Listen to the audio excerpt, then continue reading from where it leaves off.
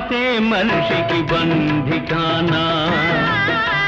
భయపడి తెంచుకు పారిపోయినా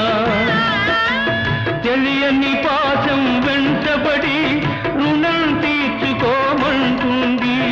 తెలియని పాశం వెంటబడి రుణం తీర్చుకోమంటుంది నీ భుజం మార్చుకోమంటుంది ఈ జీవన తరంగాల